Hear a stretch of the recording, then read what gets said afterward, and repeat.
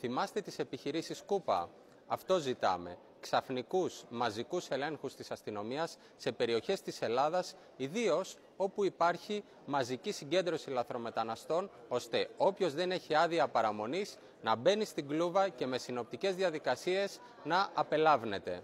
Σας διαβεβαιώ, το μέτρο δεν είναι καθόλου καινοτόμο. Στις αρχές Νοεμβρίου το Πακιστάν, ακούσατε σωστά, το Πακιστάν ανακοίνωσε ότι προχωράει σε απελάσεις σχεδόν 2 εκατομμυρίων από τους ομόθρησκους γείτονές τους Αφγανούς, καθώς θεωρεί ότι η παρουσία τους αυξάνει τον κίνδυνο τρομοκρατικών επιθέσεων. Αμέσως μετά, το Ιράν ανακοίνωσε την πρόθεσή του να απελάσει 5 εκατομμύρια Αφγανούς για τον ίδιο λόγο. Σημειωτέων, Ιρανοί και Αφγανοί μιλάνε περίπου την ίδια γλώσσα. Ακόμα πιο συγκλονιστικό είναι ότι ακόμα και οι σοσιαλιστές στη Γερμανία προχωρούν σε διμερείς συμφωνίες για απελάσεις με θεσμικό τρόπο.